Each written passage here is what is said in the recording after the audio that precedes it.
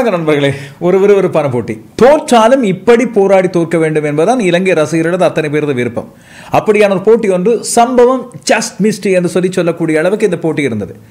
எனது நண்பர் ஒருத்தர் எனக்கு கொஞ்சத்துக்கு முதல் SMS அனுப்பியிருந்தார். அவர் சொன்னார், இந்த போட்டி 12 மணிக்கு முதல் முடிந்திருந்தால் இலங்கை வென்றிருக்க மாட்டேன். நான் கேட்டேன் ஏன்னு சொல்லி. இல்லை, நீங்கள் தான் அடிக்கடி சொல்லுவீங்களே வெள்ளிக்கிழமை இலங்கையில் சம்பவ நாள்னு சொல்லி. ஆமாம், இலங்கையை பொறுத்தவரையில் அரசியலில் வெள்ளிக்கிழமை ஒரு சம்பவ நாளாக பொதுவாக இருக்கும். ஆனால் இன்றைய நாளை பொறுத்தவரையில் இது வெள்ளிக்கிழமை தாண்டி சனிக்கிழமை தான் இந்த போட்டி முடிந்தது.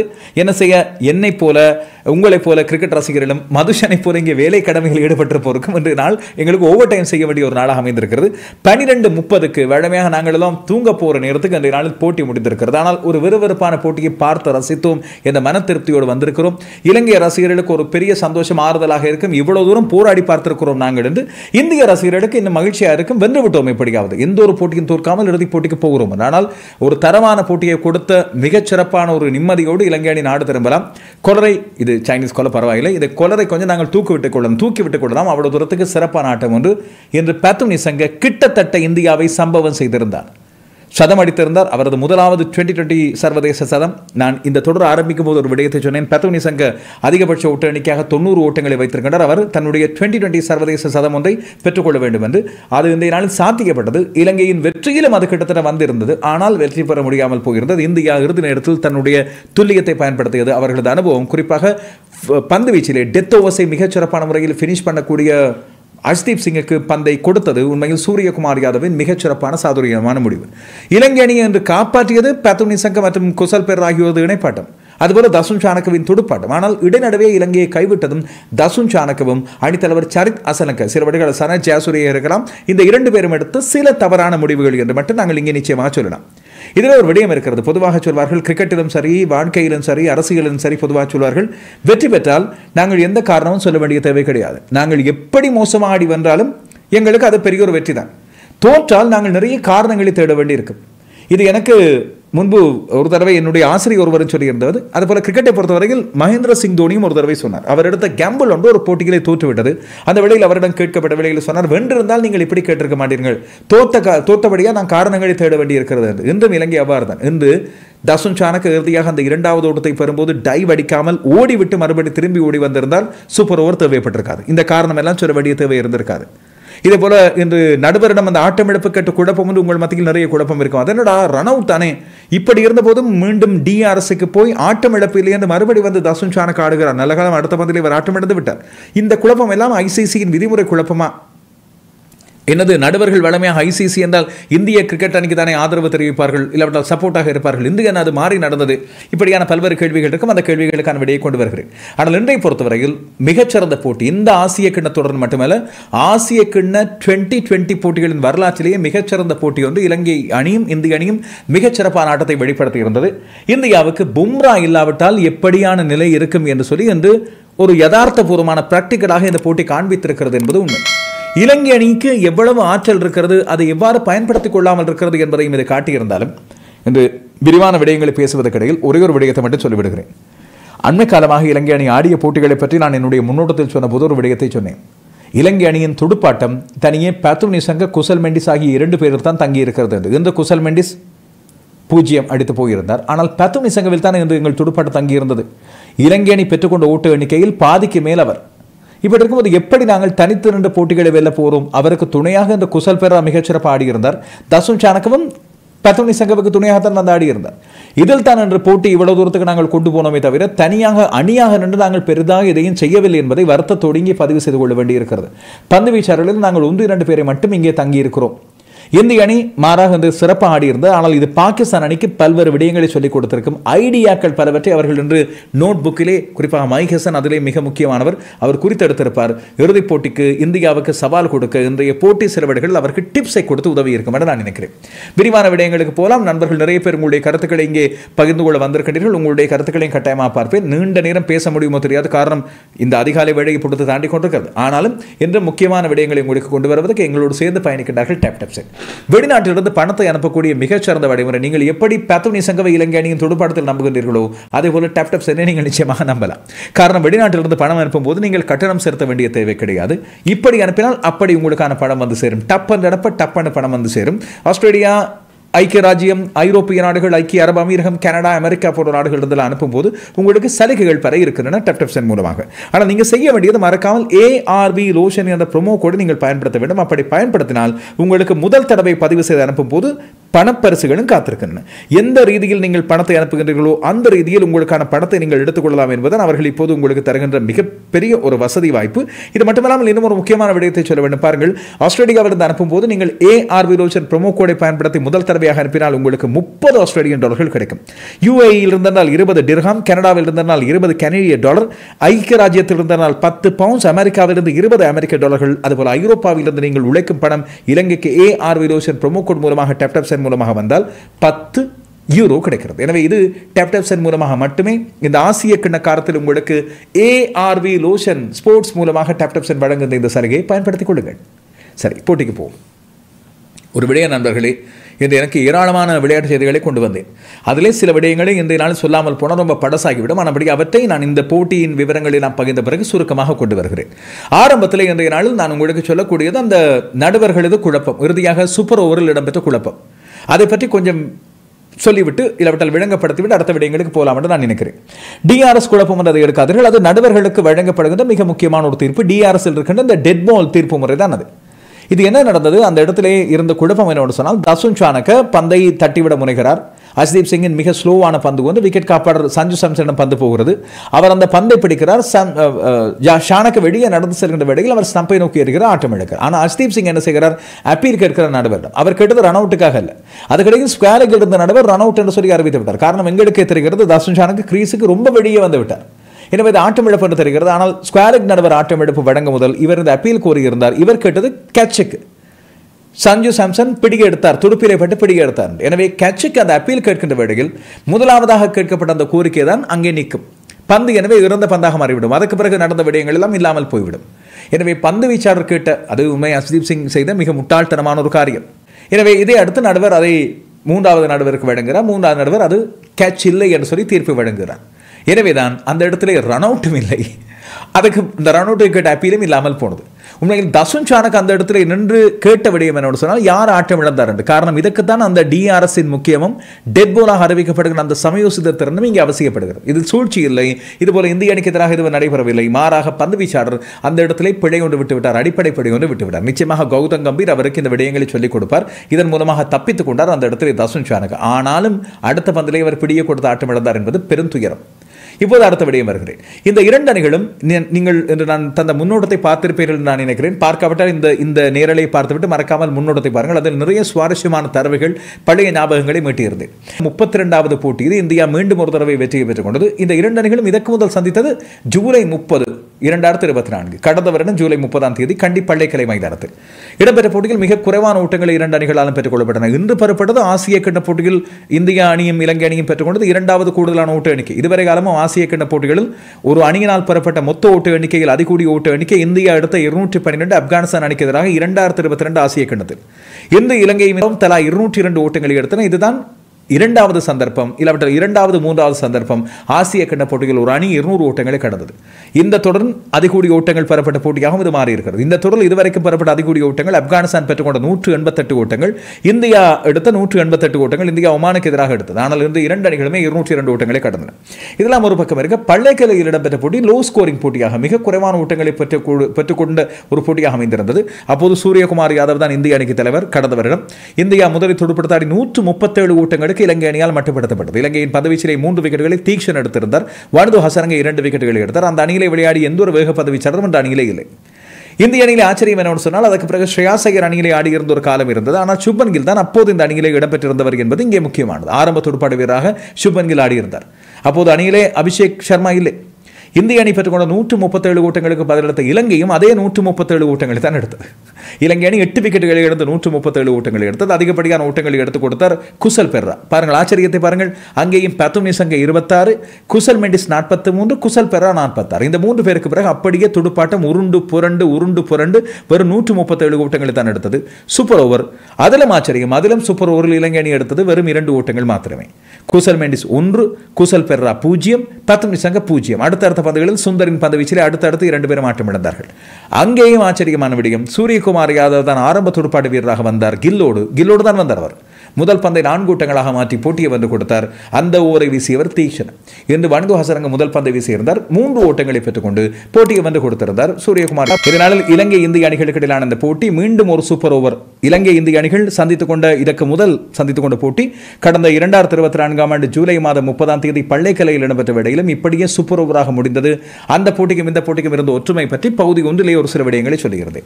இன்றைய போட்டியிலே விடப்பட்ட சின்ன சின்ன தவறுகளால் இலங்கை அணி தோற்று போயிருந்தது என்ற விடயத்தையும் சொல்லியிருந்தேன். குறிப்பாக தசுன் சானகவின் அந்த இறுதி பாய்ச்சல் கடைசி பந்திலே 3 ஓட்டங்களை பெற வேண்டியிருந்த நிலையில் அவர் 3 ஓட்டங்களுக்கு தயாராக ஓடியிருக்க வேண்டும். அந்த இடத்திலே பாய்ந்திருக்க கூடாது. இதுதான் சனத் ஜெயசூரியவன் கடைசியாக அவருக்கு சொன்ன ஒரு விடயமாக அமைந்திருந்தது. ஆனால் அந்த விடயம் இலங்கைக்கு சாத்தியமில்லாமல் போயிருந்தது இந்த இறுதி நாளில். இதை அடுத்து சூப்பர் ஓவருக்கு போனது போட்டி. சூப்பர் ஓவருக்கு போன போட்டியானது இறுதியாக இலங்கை அணிக்கு சாதகமாக மாறவில்லை. இந்தியா அங்கேதான் தங்களுடைய மிகச்சிறந்த டெத் போலிங் ஸ்பெஷலிஸ்டான அஜ்தீப் சிங்கை கொண்டு வந்து போட்டியை வென்று எடுத்திருக்கிறார்கள். இந்த போட்டியை இலங்கை அணிக்கு சூப்பர் ஓவரில் பெறப்பட்ட ஓட்டங்கள் போதாமல் போயின. இறுதியாக 2 ஓட்டங்கள் எங்கே காணும் மிக இலகுவாக அந்த போட்டியை வென்றெடுத்திருந்தது என்று இந்தியா. எனவே இறுதியாக சூப்பர் ஓவர் வரை கொண்டு சென்று பயனில்லாமல் போனது என்பது வேதனையான விடயம். ஆனால் இதுவரைக்கும் போட்டியை கொண்டு போனது பெரிய ஒரு விடயம். காரணம், இந்த துபாய் ஆடுகளத்தில் இத்தனை ஓட்டங்கள் கிடைக்கும் என்று நாங்கள் யாரும் யோசித்திருக்கவில்லை. இந்தியா துடுப்படுத்த ஆடிக்கொண்டது போது நான் போட்டு ஒரு பதிவிலே குறிப்பிட்டிருந்தேன், ஆடுகளும் இப்படியா இல்லாவிட்டால் இந்தியாவின் துடுப்பாடு தான் மற்ற அணிகளை விட வேறொரு லெவலுக்கு போயிருக்கிறதா என்று தெரியவில்லை. நாங்கள் துடுப்படுத்த ஆடும்போது அது தெரியும் என்று யோசித்தேன். பார்த்தால் இலங்கையிலே குசல் மெண்டிஸ் முதல் பந்திலே ஆட்டம் எடுத்த பிறகும் பேத்தும் நிசங்கம் குசல் பெறாமல் சேர்ந்து மிகச்சிறப்பான இணைப்பாட்டு முறை புரிந்திருந்தார்கள். எனவே இன்றைய போட்டியை பற்றி நாங்கள் விரிவாக நாணய சுழற்சியிலிருந்து அலசுவது முக்கியம் என்று நான் நினைக்கிறேன். அதுபோல மறந்துடாதீங்க, இந்த போட்டியை பற்றிய விவரங்களை சொன்ன பிறகு ஒரு சில முக்கியமான கிரிக்கெட் விஷயங்கள் இருக்கின்றன. அவை இந்த நாளில் சொல்லாவிட்டால் தாமதமாகிவிடும். அதையும் சொல்லிவிட்டு போகிறேன். இன்றைய போட்டிக்கு இலங்கை அணி முக்கியமான மாற்றம் ஒன்றை செய்தது. நாங்கள் ரசிகர்கள் நிறைய பேர் எதிர்பார்த்திருந்த மாற்றம். ஆனால் பாவம் ஜனத்தி அணிக்கு அது தேவையில்லாத பிரஷர் ஒன்றை கொடுத்திருக்கிறது. சாமிக்கவை மாற்றி இந்த ஜனத்தி அணிக்கு அணிக்குள்ளே கொண்டு வந்திருந்தார்கள். அதுவும் மிக முக்கியமான பொறுப்பான நேரத்தில் அவருக்கு துடுப்படுத்த அளவு கிடைத்தது இங்கே ஒன்று. ஆனால் என்னை பொறுத்தவரையில் அந்த இடத்துல ஜனத்தி அணியை கொண்டு வந்தது வனிது ஹசரங்கவை அனுப்புவதை விட லியனகே கொண்டு வர எடுத்த முயற்சி ரிஸ்கானது. ஆனால் அவருக்கு ஒரு தன்னம்பிக்கை ஊட்டக்கூடிய ஒன்று. அது இன்றைய நாளில் சில விடைகளில் வனிது வந்திருந்தால் ஒரு 2 ஷாட்களை அடித்து மேட்சை முடித்திருக்கலாம். சில விடைகளில் அப்படி ஒரு விடயம் இருக்கிறது. ஆனால் லியனகே கொண்டு வந்ததால் நாங்கள் ஒன்றும் குறைந்து போகவில்லை. அவர் எதிர்காலத்துக்கான வீரர். அந்த நம்பிக்கையை ஊட்டுவது முக்கியமானது. இந்திய அணி செய்த மாற்றங்கள் நான் எதிர்பார்த்திருந்தேன் என்று உண்மையில் திலக் வர்மாவுக்கு ஓய்வை கொடுத்து ரிங்கு சிங் இல்லாவிட்டால் ஜிதேஷ் சர்மா 2 பேரில் ஒருவரை கொண்டு வருவார்கள். அதுபோல நிச்சயமாக பும்ராவுக்கு ஓய்வை வழங்குவார்கள் என்று எனக்கு தெரியும். பும்ராவுக்கு பதிலாக அஜ்தீப் சிங் என்று கொண்டு வர போனார்கள். காரணம், அஜ்தீப் சிங் ஆடுகளத்தின் தன்மை பாகிஸ்தானுக்கு எதிராக தற்செயலாக வேகப்பந்து வீச்சாளர்களுக்கு சாதகமாக இருந்தால் பும்ராவோடு சேர்ந்து பந்து வீச போன்றவர் அஜ்தீப் சிங் தான். ஆனால் இந்தியா ஒரேடியாக 2 மாற்றங்களை செய்தது. அஜ்தீப் சிங்கையும் உள்ளே கொண்டு வந்தார்கள், ஹர்ஷித் ராணாவையும் கொண்டு வந்தார்கள். இந்த ஹர்ஷித் ராணாவுக்கு மறைமுகமாக கௌதம் கம்பீரின் ஆதரவு இருப்பதாக சொல்லப்படுகிறது. இதனால் தான் அவர்கள் பல்வேறுபட்ட வீரர்களையும் விலக்கிவிட்டு அஜ்தீப் சிங்கை அணிக்குள்ளே சேர்த்திருக்கிறார்கள் என்று சொல்லப்படுகிறது. இன்று டூபையை வெளியே அனுப்பி அஜ்தீப் சிங்கையும் கொண்டு வந்தார்கள். இதனால் இந்தியாவின் துடுப்பாட்டம் கொஞ்சம் பலவீனப்பட்டது. ஆனால் அது பெரிய அளவில் பாதிப்பை தரவில்லை துடுப்பாட்டத்தை பொறுத்தவரையில். ஆனால் பந்து வீச்சிலே பல்லிடித்து போக காரணமாக அமைந்தவர் இந்த ஹர்ஷித் ராணா தான். அதிகமான ஓட்டங்களை கொடுத்தார். இந்தியா நாணய சுழற்சியில் தோற்றதன் காரணமாக முதலில் துடுப்படுத்த அனுப்பப்பட்டது. அது அவர்களுக்கு குறையதும் இல்லை. நல்ல ஒரு பயிற்சி தான் அவர்கள் இதை எடுத்துக்கொண்டார்கள். காரணம், பாகிஸ்தான் அணிக்கு எதிராக தற்செயலாக நாணய சுழற்சியில் தோற்றால் அவர்கள் முதலில் துடுப்படுத்த வேண்டியிருக்கும். அபிஷேக் சர்மா வலிமை போல அதிரடியான ஆரம்பம் ஒன்றை கொடுத்தார். 31 பந்துகளில் 61 ஓட்டங்கள், 2 சிக்ஸர்கள், 8-4 ஓட்டங்கள். என்ன, இந்த இலங்கை அணி அபிஷேக் சர்மாவுக்கு சிக்ஸர் அடிப்பதற்கான வாய்ப்பை குறைத்துக் கொடுத்தார்கள். வலிமையாக அபிஷேக் சர்மா சிக்ஸர் மழை பொழிவார். 2-6 ஓட்டங்கள் தான் ஓரளவு திருப்தியாக இருந்தது இலங்கையின் பந்துவீச்சு அந்த விடயத்திலே. ஆனால் சுப்மன் கில் 4 ஓட்டங்கள், அதுபோல சூரியகுமார் யாதவ் வலிமையான வேகத்தை எடுத்துக்காட்ட முடியவில்லை. அவரால் இந்த 13 பந்துகளில் 12 ஓட்டங்களை எடுத்தார். சூரியகுமார் யாதவின் துடுப்பாட்ட ஃபார்ம் நிச்சயமாக இந்தியாவுக்கு பெரும் கேள்வியாக இருக்க போகிறது இறுதிப் போட்டியில் பாகிஸ்தான் அணிக்கு எதிராக. அவரது துடுப்பாட்டு தான் மிகச்சிறந்த ஃபார்மை இந்தியாவுக்கு தர வேண்டும். அந்த தன்னம்பிக்கை சற்று குறைவாகத்தான் அவர் இறுதிப் போட்டிக்கு செல்ல போகிறார் போல தெரிகிறது எனக்கு. இது இந்தியாவுக்கு பெரும் பாதிப்பான விடயம் ஒன்றுதான். ஆனால் திலக் வர்மா கிடைத்த வாய்ப்பில் மிகச்சிறப்பாக ஆடி இன்று 34 பந்தில் 49 ஓட்டங்களை எடுத்தார். சாம்சன் இவருக்கு துடுப்பாட கொடுங்கையா, துடுப்படுத்தாட கொடுங்கையா என்று பல ரசிகர்கள் கேட்டுக்கொண்டிருந்தார்கள். என்று தனக்கு கிடைத்த வாய்ப்பில் மங்களமாக போட்டு முழக்கி இருந்தார். அதுவும் வனிதுவுக்கும் அவர் ஒரு சிக்ஸர் அடித்தது மிகச்சிறப்பான இன்னிங்ஸ். 3-6 ஓட்டங்கள், ஒரு 4 ஓட்டம், 23 பந்தில் 39 ஓட்டங்கள். இந்த விளாசி தள்ளியிருந்தார். அக்சார் பட்டேல் தடுமாற்றம் தான் என்று மிக தடுமாறி இருந்தார். ஆனால் இறுதியாக சமீரவின் பந்துவீச்சில் ஒரு சூப்பரான சிக்ஸர் எடுத்து இந்திய அணி 200 ஓட்டங்களை தாண்டுவதற்கு தடுமாறி கொண்ட வேளையில் போட்டியை மாற்றியிருந்தார். அந்த கடைசி சிக்ஸர் என்று இறுதியாகவும் மாற்றியிருந்தது போட்டியை. ஒரு சிக்ஸர், ஒரு 4 ஓட்டம், 15 பந்துகளில் ஆட்டம் இழக்காமல் 21. முன்பு போல நாங்கள் அக்சார் பட்டேலையும் ஹர்திக் பாண்டியாவையும் பெரிய அளவில் ஓட்டங்களுக்கு நம்ப முடியாது என்று இந்திய அணிக்கு என்று காண்பித்திருக்கிறது இந்த போட்டி. இந்தியாவுக்கு இது ஒரு நல்ல ஒரு விழிப்புணர்வு. கட்டாயமாக டூபே மேலே இவர்களுக்கு மேலே ஆட வேண்டும் என்பதை காண்பித்திருக்கிறது. இந்தியா இறுதியாக 20 ஓவர்களில் 5 விக்கெட்டுகளை இழந்து 202 ஓட்டங்கள், உண்மையில் 220 ஓட்டங்களை பெறக்கூடிய நிலையில் இருந்தார்கள் ஒரு கட்டத்திலே. குறிப்பாக சூரியகுமார் யாதவ் ஆட்டமிழந்த பிறகு அபிஷேக் சர்மா ஆட்டமிழக்கின்ற போது 9வது ஓவரில் 90 ஓட்டங்களை கடந்திருந்தார்கள். சஞ்சு சாம்சனும் அவரோடு சேர்ந்து இணைப்பாட்டம் புரிந்திருந்த திலக் வர்மாவும் சேர்ந்து இணைப்பாட்டம் 2 பேரும் 66 ஓட்டங்களை பெற்ற வேளையில் இந்திய அணியின் ஓட்ட வேகம் பயங்கரமாக ஏறிக்கொண்டு போனது. அதையெல்லாம் கட்டுப்படுத்தியது இறுதியாக இலங்கையின் துல்லியமான பந்துவீச்சு தான். பந்துவீச்சில் இன்று தீக்ஷண 36 ஓட்டங்களுக்கு 1 விக்கெட், வானிது ஹசரங்க 37 ஓட்டங்களுக்கு 1 விக்கெட் எடுத்தார். இன்றும் வழமை போல துல்லியமாக பந்து வீசிய துஷ்மந்த் சமீர் இறுதியாக அந்த சிக்ஸரை கொடுத்தது அவரது ஓட்டங்களை 40ஆக மாற்றியிருந்தது. ஷானக்க 23 ஓட்டங்களுக்கு 1, சரித் அசரங்கவும் 1 விக்கெட்டை கைப்பற்றியிருந்தார். இன்றும் நுவான் துஷாரவின் பந்து வீச்சு அடி வாங்கியது. நான் இந்த நுவான் துஷாரவை பற்றி என்னுடைய முன்னோட்டத்தை சொல்லும்போது நீங்கள் கவனித்திருப்பீர்கள். சொன்னேன், அவர் ஒரு சில போட்டிகளில் மிக அபாரமாக பந்து வீசுவார், சில போட்டிகளில் படுமோசமாக பந்து வீசுவார். இன்று அந்த படுமோசமான நாட்களில் ஒன்றாக மாறிப்போனது. எனவே இலங்கைக்கு 203 இலக்கு.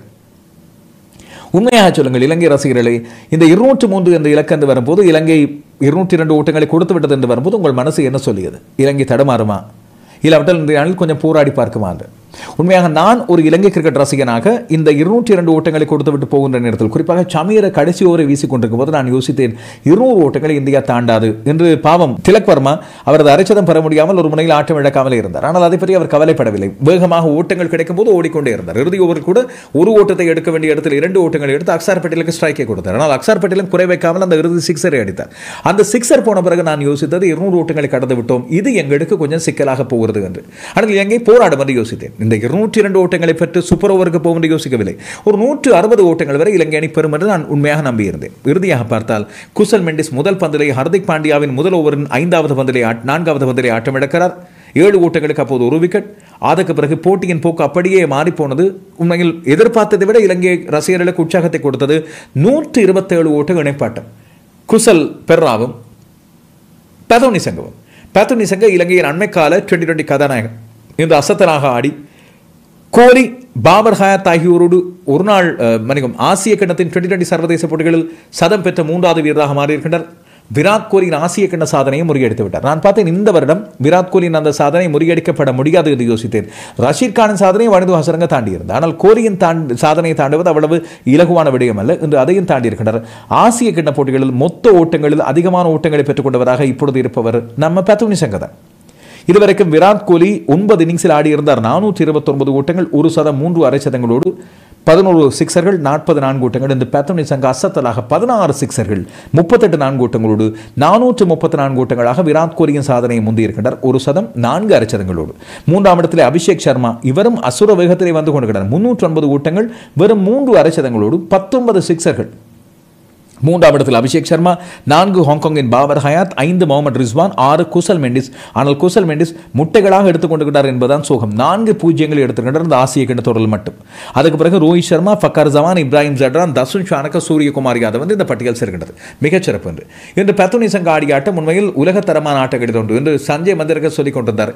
2020 சர்வதேச போட்டிகளில் பல இப்படியான அசத்தலான இன்னிங்ஸை பார்த்திருக்கிறோம். ஆனால் ஒரு சில இன்னிங்ஸ் தான் மனதிலே நிற்கும், ஒரு மிகச்சிறந்த ஆட்டத்தை வெளிப்படுத்தியிருக்கிறார்கள் என்று. அதே போல மிகச்சிறப்பாக பதோனி சங்க ஆடிய அந்த ஆட்டம் மனது மறக்காத ஒரு ஆட்டம் என்று அவர் சொல்லியிருந்தார். அதே போல இன்று அவர் சிக்ஸரோடு அந்த சதத்தை மாற்றிக்கொண்டது மிகச்சிறப்பு. ஹர்ஷ்தீப் சிங் பந்து வீசுகிறார்.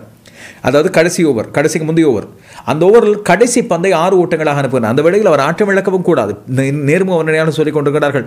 குசல் பெற ஆட்டம் எடுத்த பிறகு பதோனி சங்க ஆடுகளத்தில் இருக்கும் வரை இலங்கைக்கு வெற்றி உறுதி. பதோனி சங்க ஆட்டம் எடுத்தால் இலங்கை தோற்கும் என்று. பதோனி சங்க அதற்கான பொறுப்பை முழுக்க தன்னுடைய தோளிலே சுமந்த ஆடிய ஆட்டம் உண்மையில் மிகச்சிறப்பான ஆட்டம் ஒன்று.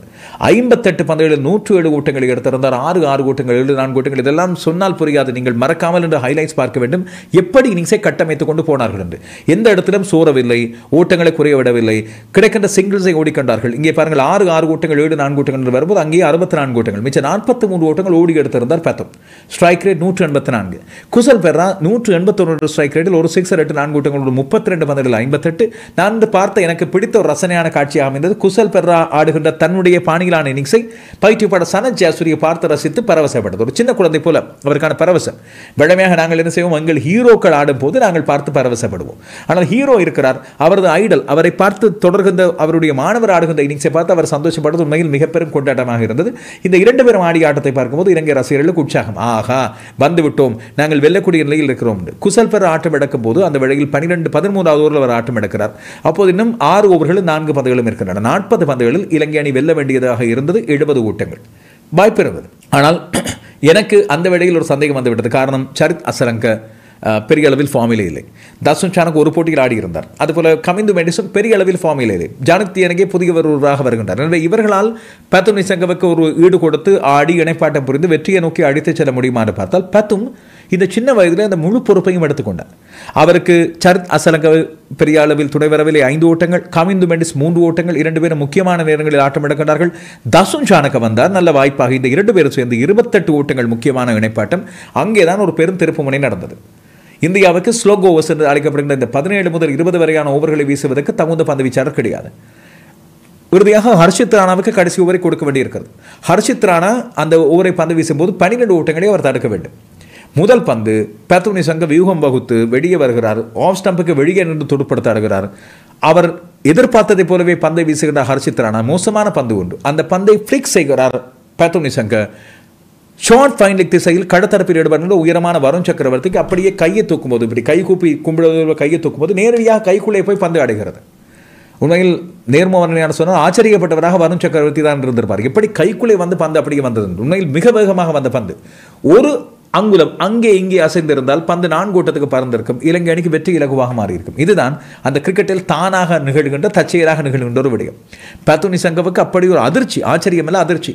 ஹர்ஷித் ராணா காப்பாற்றப்பட்டார் அந்த இடத்துல என்பது மட்டும் நிச்சயமான ஒரு விடயம். மிக முக்கியமான விக்கெட் ஒன்றை எடுத்திருந்தார். இதுதான் போட்டியின் போக்கை மாற்றக்கூடியதாக இருந்தது. அப்படி இருந்த போதிலும் இறுதி ஓவரில் ஓட்டங்களை கொடுத்திருந்தார் ஹர்ஷித் ராணா. கடைசியாக 3 ஓட்டங்கள் பெற வேண்டிய நிலையில் தான் அந்த 2 ஓட்டங்கள் மட்டும் பெறப்பட்டு சூப்பர் ஓவராக போட்டி மாறியிருந்தது.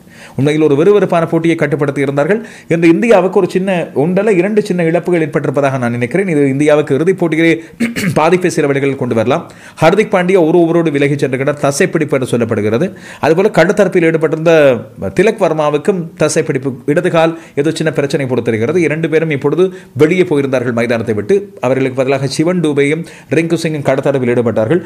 பாகிஸ்தான் அணிக்கு எதிரான இறுதிப் போட்டியில் இந்தியா முழுமையான ஆரோக்கியமான அணியை ஈடுபடுத்துவது சில வேளைகளில் இந்த போட்டிக்கு பிறகு இப்பொழுது சிக்கலாக மாறியிருக்கும். இந்தியாவின் பந்து வீச்சை பொறுத்தவரையில் தாராளமாக ஓட்டங்கள் வழங்கப்பட்டன. அதிலும் குறிப்பாக அஸ்தீப் சிங்கும் ஹர்ஷித் ராணாவும் சேர்ந்து 8 ஓவர்களில் 100 ஓட்டங்களை கொடுத்தார்கள் 2 பேரும். அக்சர் பட்டேலின் ஓவர்களும் இன்று வெடுத்து வாங்கப்பட்டன. 3 ஓவர்களில் 32 ஓட்டங்களை கொடுத்தார்.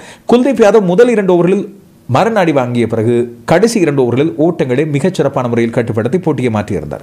வருண் சக்கரவர்த்தி ஒரு விக்கெட் எடுத்தார். அமைதியான பந்து வீச்சு 4 ஓவர்களில் 31 ஓட்டங்களை கொடுத்தார். இறுதியாக நடந்தது என்று சூப்பர் ஓவரில் இலங்கை அணி தேவையில்லாமல் தன்னுடைய துடுப்பாடு வரிசையை மாற்றிக்கொண்டது. பத்தும் நிசங்கையர் வரவில்லை என்ற ரசிகர்கள் பல பேர் கேட்டிருந்தார்கள். அவர் அநேகமாக தானே களைப்பெற சொல்லி சில வேளைகளில் அவர் ஓய்வு எடுத்திருக்கலாம் என்று நான் நினைக்கிறேன்.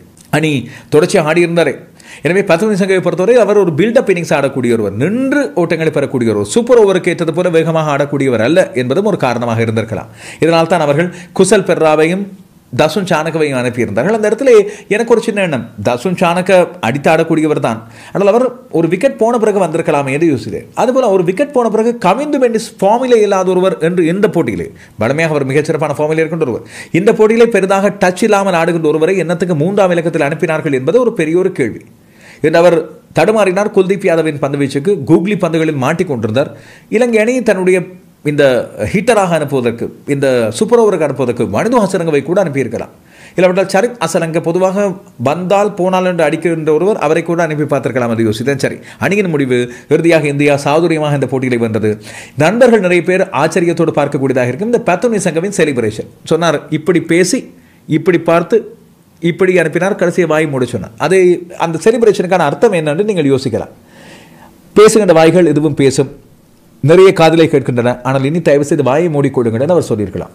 அவரை பற்றி நிறைய விமர்சனங்கள் வந்தன. தொடர்ச்சியாக ஆடுகின்றார் இல்லை, ஒரு சில போட்டிகளில் ஆடிவிட்டு அவர் இருக்கிறார், இல்லாவிட்டால் பெரிய அளவில் ஃபார்மில் இல்லை என்றெல்லாம் சொல்லப்படுது. அதுக்கெல்லாம் சேர்த்து தான் என்று பதில் விமர்சனத்தை அவர் கொடுத்திருக்கின்றார். தயவு செய்து இனி விமர்சனங்களை மூடிக்கொள்ளுங்கள் என்று இது துடுப்பின் மூலமாக பேசுகின்ற ஒரு விடயம்.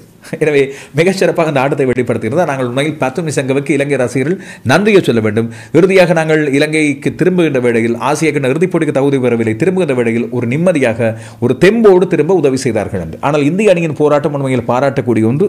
தங்களது கையை விட்டு போட்டி போய்கொண்டிருக்கிறது. அதுவும் குசல் பெர்ராவும் பத்தும் நிசங்கவும் ஆடுகின்ற ஆட்டம் இன்னும் பின்னால் மலையாளம் போல வந்துவிட்ட இன்னும் பின்னால் 9 விக்கெட்டுகள் கையில் இருக்கின்றன என்ற நிலையில் கிட்டத்தட்ட போட்டி கையை விட்டு போன போன்ற நிலையில் இருந்த போதும் இந்தியா எவ்வாறு போட்டியை திருப்பிக் கொண்டு வந்தார். அதுவும் இன்று சூரியகுமார் யாதவ் இடைநடுவே நிலை தடமாறி போயிருந்தார். அவருக்கு ஹர்ஷித் ராணா மோசமாக பந்து வீசுகிறார். அஜ்தீப் சிங் எதிர்பார்த்ததை போல பந்து வீச்சில் இல்லை. குல்தீப் யாதவுக்கு அடிவிடுகிறது. அக்சர் பட்டேல் மூட்டங்களை கட்டுப்படுத்துகிறார் இல்லை. ஹார்திக் பாண்டியா வெளியே போய்விட்டார். வருண் சக்கரவர்த்திக்கு 4 ஓவர்கள் முடிந்துவிட்டன என்று வரும்போது அவருக்கு பெரும் தடுமாற்றம், என்ன செய்வது என்று. அந்த நிலையில் சாமர்த்தியமாக பந்து வீசிய ஹர்ஷித் ராணா உண்மையில் பாராட்டக்கூடிய ஒருவர். மன்னிக்கும், அஸ்தீப் சிங். ஹர்ஷித் ராணாவும் உறுதியாக தப்பித்துக் கொண்டார். தன்னால் முடிந்தவரை கடுத்தரப்பு வியூகங்களை அங்கே இங்கே மாற்றி ஓரளவுக்கு செய்திருந்தார். இந்தியா இந்த இடத்திலே தங்கள் பாகிஸ்தானுக்கு எதிராக மிகச்சிறப்பு ஆடுவதென்றால் இன்று விட்ட இன்னும் 2-3 பிழைகளை திருத்திக் கொள்ள வேண்டும். பிடியெடுப்புகள், முக்கியமாக கிரவுண்ட் ஃபீல்டிங், கடத்தரப்பு. சிவன் டூபே என்று கடத்தரப்பிலே தடமாறியிருந்தார். சூரியகுமார் யாதவ் அவ்வளவு பெரிதாக திறமாக இருக்கவில்லை. குல்தீப் யாதவ், இப்படி பல தடமாற்றங்களை இன்று நான் பார்த்தேன். எனவே இது பாகிஸ்தான் அணி நோட்ஸ் எடுத்துக்கொண்டிருக்கும் என்று எனக்கு இன்று இந்த போட்டிகளை மறக்க முடியாத தருணங்கள் ஒன்று. அபிஷேக் சர்மாவின் ஆரம்பம் அசத்தல், அதுபோல சஞ்சு சாம்சன் மற்றும் திலக் வர்மா, இந்தியாவின் எதிர்காலத்தின் 2 2020 துடுப்பாட்ட வீரர்கள். இந்த 2 பேரும் தங்களுக்கு இடையில் புரிந்த இணைப்பாட்டம். இன்னொரு பக்கம் இலங்கை ஓட்டங்களை கட்டுப்படுத்த முனைந்த வேளையில் அதுக்கு பிறகு வனிது ஹசரங்க ஓரளவு ஓட்டங்களை கட்டுப்படுத்த முனைந்தார். அவர் சிதறடிக்கப்பட்டிருந்தார் சஞ்சு சாம்சனினால். அதுக்கு பிறகு இலங்கை 200 ஓட்டங்களுக்கு மேல் இலக்கு. ஓட்டம் எதுவும் பெறாமல் ஆட்டம் எடுக்கின்றார் குசல் மெண்டிஸ். அப்படி இருந்த போதிலும் குசல் பெறாமல் பெத்தும் நிசங்கவன் நம்பிக்கையோடு போட்டியை கொண்டு சென்றது. பெத்தும் நிசங்க இறுதி வரை கழைக்காமல் கிட்டத்தட்ட கடைசி ஓவர் வரை நின்றார். அவர் தசுன் சாணக்கோடு புரிந்த அந்த இணைப்பாட்டம், அதுபோல தான் புரிந்த இணைப்பாட்டங்களில் தன்னை விட சீனியர் துடுப்பாடு வீரர்களை கட்டுப்படுத்தி தன்னுடைய கண்ட்ரோலில் போட்டியை வைத்துக் கொண்டது. ஒரு இளம் துடுப்பாடு வீரர் தன்னுடைய முதலாவது 2020 சதத்தை நோக்கி நகர்கின்றார். அப்படி இருக்கும்போது ஒரு தடுமாற்றம் வரும். தட்டி ஆட வேண்டும், நின்று ஆட வேண்டும். ஆனால் அதெல்லாம் கணக்கே இல்லை. அந்த பிரஷரை எல்லாம் உள்ளே எடுத்துக்கொண்டு அவர் ஆடிய விதம், அணியின் பொறுப்பை தாங்கியது, அதிலும் அந்த அஸ்தீப் சிங்கின் பந்தை 6 ஓட்டங்களாக மாற்றியதெல்லாம் அபாரம். உண்மையாக சொல்கிறேன், இந்த போட்டியில் இலங்கை அணி தோற்றது எனக்கு இலங்கை அணி தடுமாறி பெறுகின்ற வெற்றிகளை விட அதிகம் பிடித்திருந்தது. இது ஒரு போராட்டகரமான தோல்வி. எங்களுக்கு ஸ்கோர் கார்டை பார்க்கும்பொழுது இந்தியாவின் இது 22வது வெற்றியாகத்தான் பதியப்பட போகிறது. அது பரவாயில்லை. ஆனால் போட்டியை பார்த்த ரசிகர்கள் எங்களுக்கு தெரியும் எவ்வளவு விறுவிறுப்பான போட்டி இது. இந்த ஆசிய கிட்டத்தின் த பெஸ்ட் போட்டியாக மாறியிருக்கிறது. இந்தியாவுக்கு வாழ்த்துக்கள். இந்தியா எந்த ஒரு போட்டியிலும் தோற்காமல் இறுதிப் போட்டிக்கு செல்ல போகிறது. அது உண்மையில் இந்தியாவின் போராட்டத்துக்கு கிடைத்த ஒரு வெற்றி. இந்தியா தொடர்ச்சியாக தங்களுடைய வீரர்களுக்கான வாய்ப்புகளை கொடுத்ததுக்கான ஒரு வெற்றி. அது இந்தியா பாராட்டப்பட வேண்டியது. ஆனால் இறுதிப் போட்டிக்கு செல்கின்ற இந்தியாவுக்கு ஒரு பெரிய டஃப் கொடுத்து விட்டு நம்ம அணி திரும்புகிறது என்று சொல்லும்போது அது எங்களுக்கு பெருமையான சந்தோஷமான விடயம் தான். அதுக்கு இலங்கை அணிக்கு நாங்கள் நன்றிகளை சொல்லுவோம். இன்று பெத்தும் நிசங்க சொன்ன அந்த செலிப்ரேஷனுக்கான காரணத்தை சொல்லிவிட்டார். இதான் விடயம். Class is always class. அவ்வளவுதான் நான் சொல்லேன். நான் இந்த ஜிம்பாப்வேக்கு எதிராக பாபர் அசாம் அடிக்கிறார், பெத்தும் நிசங்க ஜிம்பாப்வேக்கு எதிராக அடிக்கிறார், இந்த சொன்ன விடயங்கள் எல்லாம் போட்டு கிளி என்று கிழித்திருந்தேன். பாபர் அசாமை விடுங்கள், பெத்தும் நிசங்கவை பற்றி நான் சொல்லியிருந்தேன். அவர் யார் யாருக்கு எதிராக எத்தனை ஓட்டங்களை எடுத்தார் என்று. இன்று உலகத்தின் மிகச்சிறந்த நம்பர் 1 2020 சர்வதேச அணிக்கு எதிராக சதம் அடித்து காண்பித்திருக்கின்றார். அவ்வளவுதான் கதை. அதுவும் விராட் கோலியை முந்தி இருக்கின்றார். அதுதான் விஷயம். ஒரு ஸ்லெஜிங் நடந்தது. ஹர்ஷித் ராணா ஆஜானுபாகுவான 6 அடி 7 அடி உயரமுள்ள ஒருவர் பெத்தும் நிசங்கவை பார்த்து வசவ வார்த்தைகள் சிலவற்றை பயன்படுத்தியிருந்தார். பெத்தும் நிசங்க அடுத்த பந்தை 6 ஓட்டங்களாக மாற்றியிருந்தார். சூரியகுமார் யாதவின் முகப்பாவனையை பார்க்க வேண்டும் என்று அவர் வளமையாக சூரியகுமார் யாதவ் எதிரணி துடுப்பாடு வீரர்களையும் பாராட்டுவார்.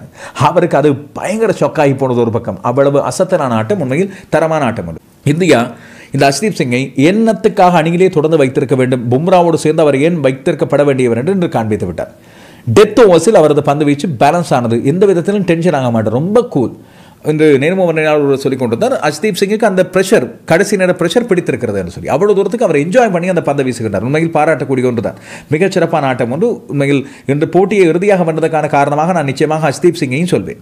இன்றைய இந்த போட்டியை பொறுத்தவரையில் இந்திய அணிக்கு மிகச்சிறப்பான ஒரு வார்ம் அப் ஒன்றை கொடுத்திருக்கின்றார்கள் இறுதிப் போட்டிக்கு செல்வதற்கு. இந்தியா தன்னுடைய குறைகளை நிவர்த்தி செய்து கொள்ளும். நிச்சயமாக சிவன் டூபை பும்ரா அணிக்குள்ளே வரப்போகிறார்கள். ஆடுகளத்தின் தன்மைக்கேற்ப சில வேளைகளில் அஸ்தீப் சிங்கை அணிக்குள் கொண்டு வந்தால் ஆச்சரியமில்லை. அக்சார் பட்டேலை வெளியே போட்டு இந்த போட்டியின் சிறப்பாட்டக்காரர் வேறு யார்? போட்டி இந்தியா வென்றாலும் இன்று போட்டியை வென்றதும் ரசிகர்களின் மனங்களை வென்றதும் பெத்தும் நிசங்க. அவருக்கு தான் போட்டியின் சிறப்பாட்டக்கார விருது வழங்கப்படுகிறது. நன்றியை தெரிவித்துக் கொள்வோம் பெத்தும் நிசங்கவுக்கு. கொஞ்சமாவது இலங்கை ரசிகர்களது நெஞ்சில் இருந்த அந்த ரணத்தை, அந்த காயத்தை ஆற்றி ஒரு மயிலர்கள் வருடி விட்டு போயிருக்கின்றார் நம்ம பெத்தும் என்ற சொத்து. சரி, ஓகே. இன்றைய போட்டி பற்றி தாராளமாக நிறைய பேசிவிட்டேன் நினைக்கிறேன். விரைவாக நாங்கள் அடுத்தடுத்த முக்கியமான விடயங்களை சொல்லிவிட்டு போகிறேன். இந்திய கிரிக்கெட் அணிக்கு, இந்தியாவின் கிரிக்கெட் அணியின் சூரியகுமார் யாதவுக்கும் அதுபோல மறுபக்கம் பாகிஸ்தானின் 2 வீரர்களுக்கும் சேர்த்து தண்டனை அறிவிப்பு ஒன்று ஐசிசி மூலமாக இப்பொழுது வெளியாகி இருக்கின்றது.